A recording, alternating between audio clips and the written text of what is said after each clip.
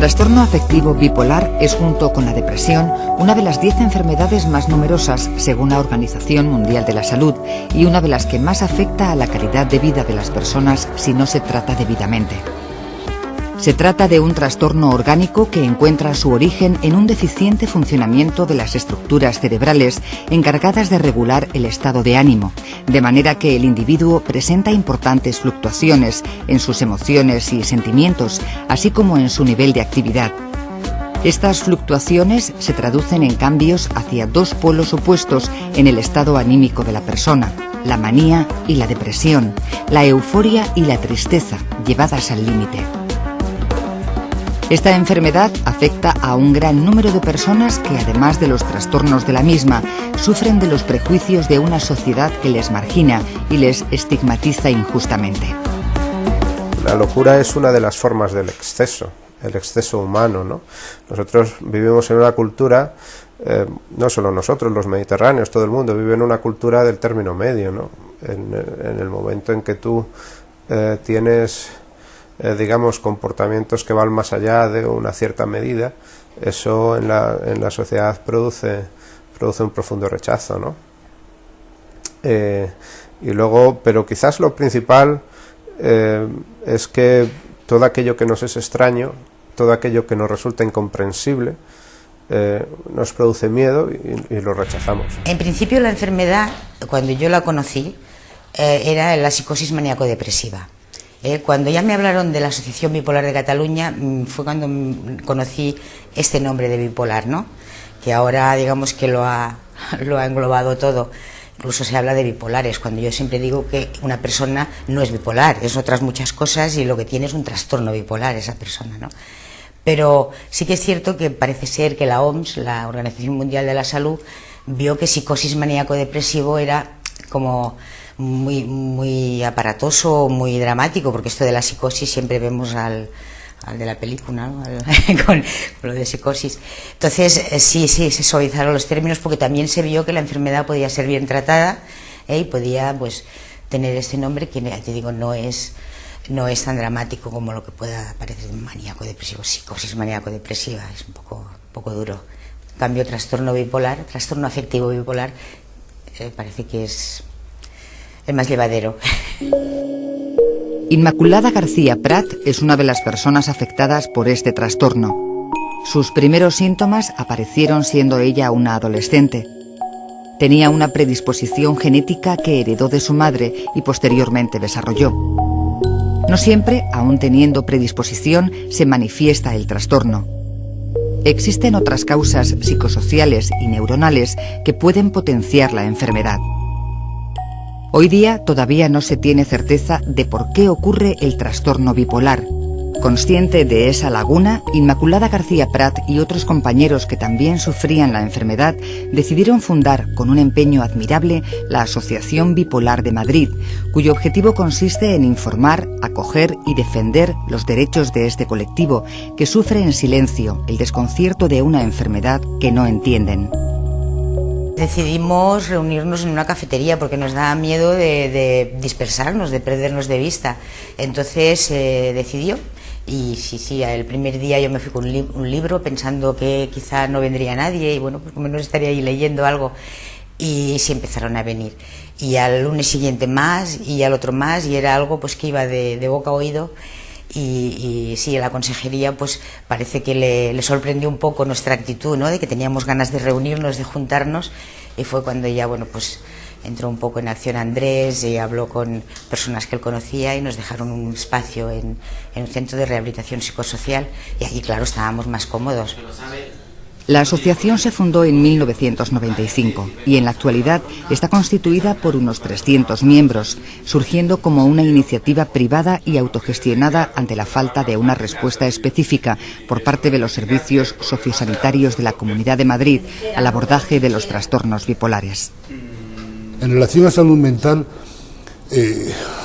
la sanidad pública está realmente saturada. Lo estamos viendo constante y continuamente en los medios de comunicación, pero la saturación en salud mental se hace mucho más palpable, porque no estamos hablando de una población de 4 o 5 personas, estamos hablando de muchos cientos de miles de personas que están intentando acudir a salud mental. No hay el suficiente número de psiquiatras, no hay una atención adecuada en psiquiatría para salud mental. Hay muy buenos profesionales, muy buenos trabajadores con un gran interés por desarrollar su trabajo de una forma adecuada, pero los recursos sociales son escasos y los recursos en el ámbito sanitario y en salud mental son muchísimo más escasos. La labor de los profesionales que trabajan en esta asociación es altruista y muchas veces improvisado debido a la escasez de recursos. Apenas disponen de una base de datos contundente, pero aún así su actividad y su entusiasmo no cesan.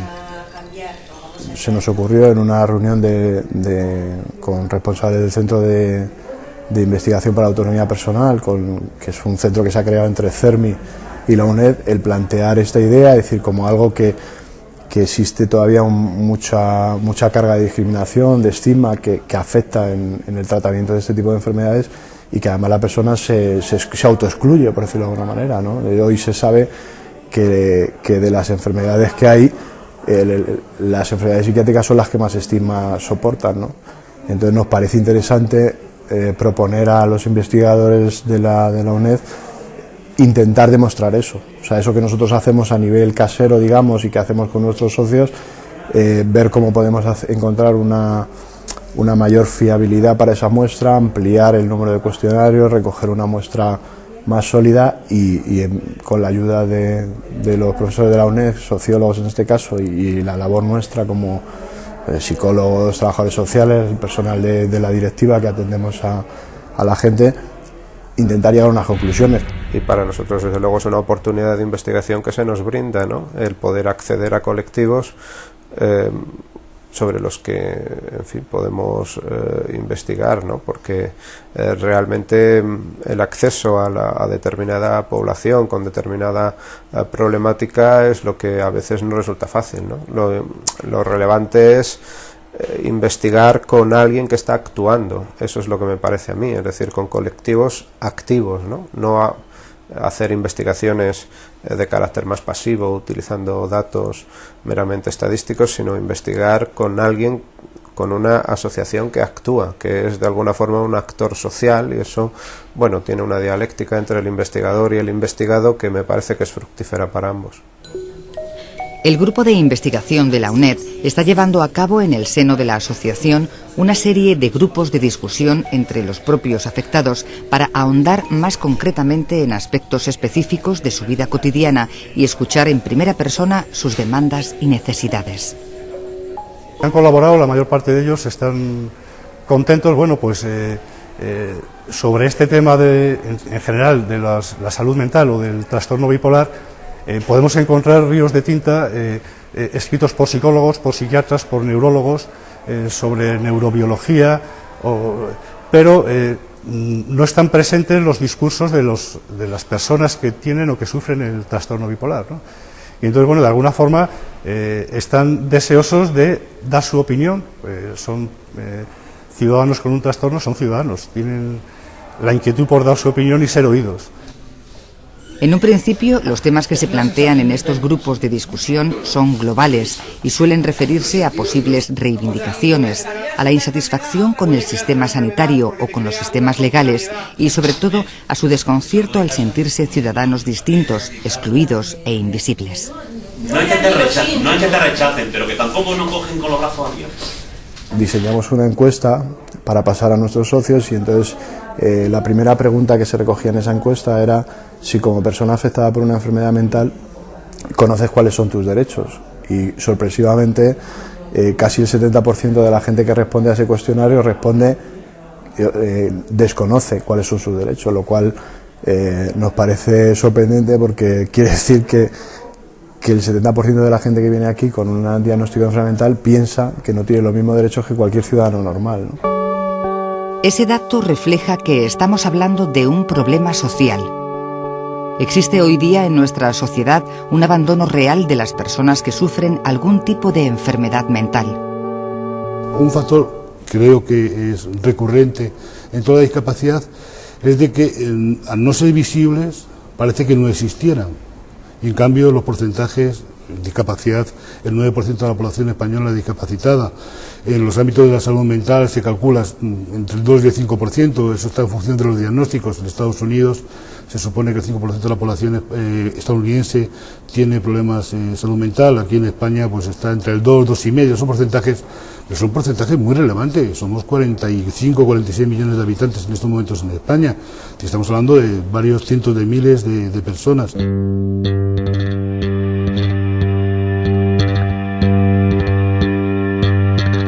Esta invisibilidad hace que el desconocimiento sobre la enfermedad sea alarmante, y más aún cuando lo que se da a conocer está totalmente tergiversado. La prensa, la televisión, el cine, la literatura han contribuido a crear toda una serie de estereotipos en los que con demasiada facilidad se asocia la enfermedad mental con el crimen y con la violencia.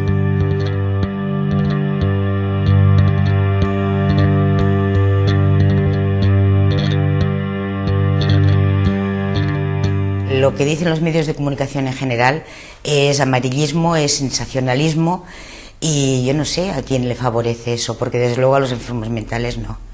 Las personas con enfermedad mental, y está probado estadísticamente, no son más violentas que el resto, no, muchas veces bastante tienen, ¿no?, con la medicación que llevan y con el problema que tienen en salir adelante, y no, incluso algunas se autolesionan ellos mismos, pero hombre, yo no te diré que en algún momento dado una persona con un trastorno psiquiátrico pueda ser violento y pueda atacar a alguien.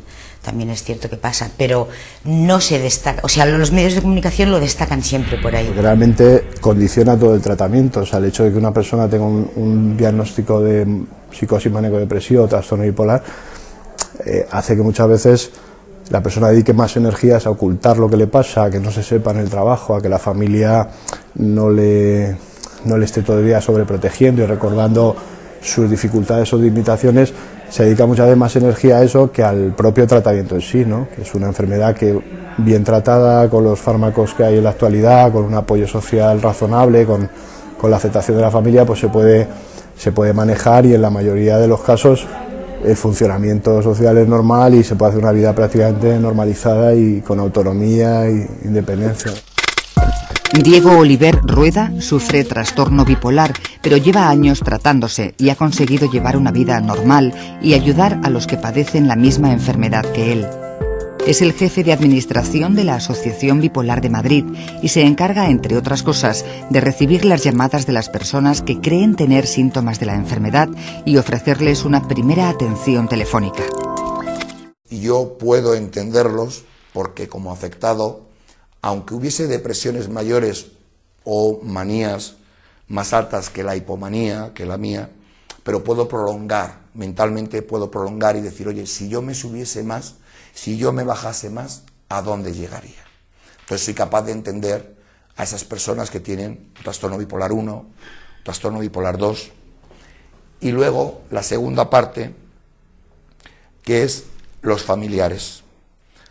Aquí hay una serie de llamadas, digamos que el 65% más o menos de las llamadas corresponden a familiares, esposas, esposos, hijas, hijos, hermanos, hermanas, nietos, amigos que están preocupados, lo cual es genial, eso se encuentra muy poco, amigos que están preocupados de otro amigo o amiga que tiene trastorno bipolar, y te llaman para pedirte información. Oye, me pasa esto. Es que la persona que venga aquí, que tenga trastorno bipolar... La asociación no cuenta con los medios para el diagnóstico de la enfermedad, algo que corresponde a los profesionales de la psiquiatría. Estos mismos profesionales coinciden en que el diagnóstico precoz es fundamental a la hora de tratar cualquier enfermedad mental. Es importante hacer una definición social del trastorno bipolar, que las instancias que tienen ahí capacidad de decisión pues estén de acuerdo, y que la Seguridad Social asuma los costos de una persona que tiene el trastorno bipolar, ¿no? De la misma forma que se hacen operaciones costosísimas de corazón, etcétera, etcétera. Hay que tener en cuenta que la enfermedad bipolar la media de diagnóstico está en torno a los 8 años, o sea que hay gente que aunque padece el trastorno y tiene crisis cíclicas, como hay mucho parecido entre varias enfermedades psiquiátricas, por ejemplo la esquizofrenia a veces tiene crisis muy parecidas y sintomatologías muy parecidas al trastorno bipolar, entonces eso genera una dificultad diagnóstica, no hay una herramienta objetiva y objetivable que los psiquiatras o los médicos puedan pasar y que se sepa, pues como pase un análisis de sangre o una radiografía que directamente te dice, bueno, pues está roto tal hueso y hay que inmovilizarlo y tal, ¿no? No hay una prueba objetiva. Entonces existe una dificultad muy evidente, pero aquí en España realmente el diagnóstico corresponde a los psiquiatras.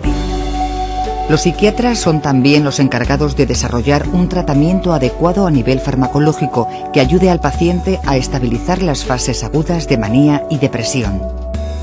Hoy en día ni siquiera los estabilizadores del ánimo, que es lo que ayuda a la persona a mantenerse estabilizada, no saben bien por qué funcionan. O sea, el litio sabemos que es muy bueno para muchas personas como estabilizador, pero no se sabe qué es lo que pasa ahí, qué es lo que hace para que le dé estabilidad a esa persona, le dé equilibrio. Sí. Entonces falta mucho camino por recorrer. A partir del año 1944 se descubrió el carbonato de litio y desde entonces ha sido utilizado para tratar la enfermedad bipolar, así como otros fármacos como antipsicóticos, antidepresivos, anticonvulsivos. Estos fármacos ayudan a mantener los periodos de estabilidad, denominados eutimia, durante más tiempo, así como a que las fases de depresión y manía no se agudicen. Dicen una cosa muy curiosa, que la depresión la sufre el paciente y la fase maníaca la sufre la familia. Porque esto es muy curioso, la persona bipolar o tiene un trastorno bipolar, en fase maníaca él no cree que le pase nada, él se siente muy bien, él está eufórico, está pletórico, es más, cree que en ese momento es cuando está mejor. En cambio la familia se da cuenta que no, que hace cosas desatinadas, que está fuera de la realidad, que bueno, pues el familiar lo sufre porque quiere sujetarle de alguna manera y no puede, esa persona se le escapa, ¿no? Entonces la familia sufre mucho porque ve a su ser querido como cambia totalmente de estado de ánimo y muchas veces no sabe qué hacer para cambiar eso. Es complicado para la familia. Pero toda esa euforia se desvanece y entonces llega la oscuridad, la tristeza, el desasosiego, la depresión. Y en esa fase ya nada importa. La propia vida pesa y se hace insoportable a cada minuto. Y llega la amenaza, la autodestrucción hasta el fin, el suicidio. En España y Grecia no existen recursos ni sistemas para la prevención y atención a enfermos mentales en momentos de crisis aguda. En otros países de Europa se han impuesto estos sistemas y la tasa de suicidio ha bajado notablemente. Cuando hablamos de carencia de recursos, de que los recursos no llegan o no cubren realmente las necesidades de las personas que sufren trastornos mentales, que también debemos ser conscientes y debemos saber que esas personas porcentualmente tienen unos márgenes de suicidio mucho más elevados que la población normal, y le pongo muchas comillas y además lo indico con las manos, que tienen tasas de suicidio mucho más elevadas. Cuando no accedemos a unos programas adecuados de prevención, cuando no accedemos a una atención adecuada en situaciones de crisis, nos estamos jugando la vida de las personas. Es penoso, es lamentable que cuando una persona va en una situación de crisis y que confirma que lo difícil es que una persona, posiblemente sea más difícil en el estado de manía, pero cuando una persona, un afectado, va y se dirige a una planta de psiquiatría a pedirse un propio ingreso porque no puede más, porque está al borde de una situación límite de suicidio, y se le niega ese ingreso, lo lamentable es que días más tarde, y hablo pues, en propia experiencia, ocurre. Entonces, cuando ocurre y se da ese paso y se establece la situación de suicidio, no tiene vuelta atrás para el enfermo, para la sociedad. Esa es mi pregunta. ¿Qué pasa? No salen estos casos a la luz. Como asociación, quizás opino claramente que hay que plantear de alguna forma, y este es un caso, me parece maravilloso que estéis aquí con nosotros hoy, para que la sociedad poco a poco se vaya haciendo a la idea de que esto no es un problema de un afectado que lo sufre. El afectado que lo sufre es una persona con los mismos derechos que cualquier persona que está allá afuera en la sociedad, que tiene los mismos derechos a la vida como cualquier persona y que, como tal, tiene derecho a reivindicar ese derecho. Entonces es un problema del afectado, pero es un problema de la sociedad.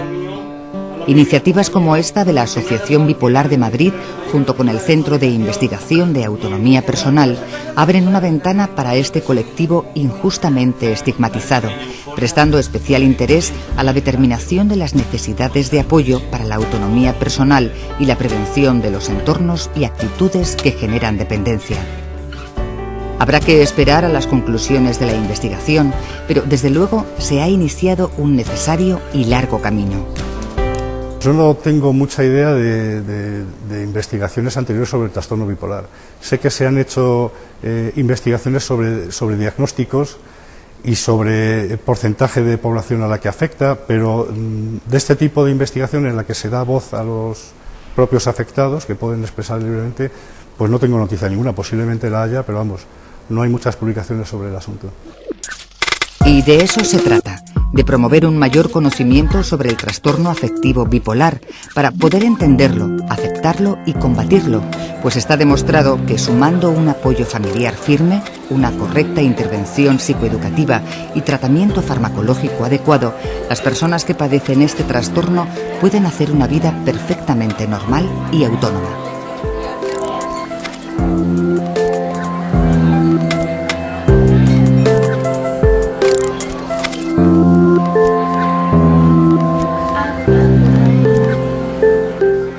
Enfermedades más numerosas según la Organización Mundial de la Salud y una de las que más afecta a la calidad de vida de las personas si no se trata debidamente.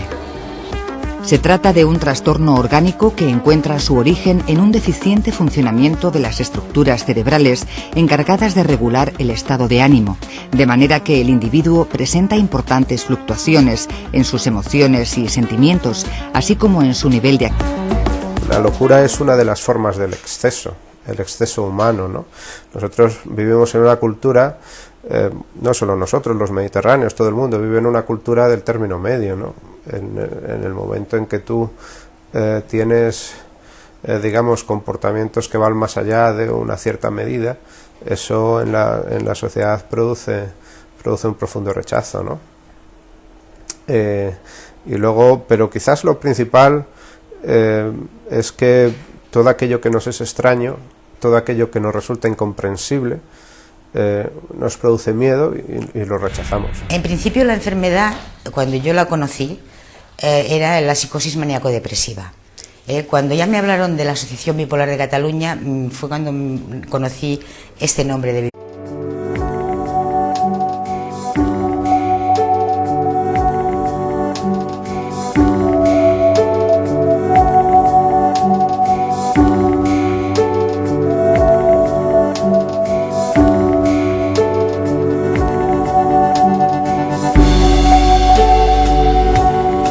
El trastorno afectivo bipolar es, junto con la depresión, una de las 10 actividades. Estas fluctuaciones se traducen en cambios hacia dos polos opuestos en el estado anímico de la persona, la manía y la depresión, la euforia y la tristeza, llevadas al límite.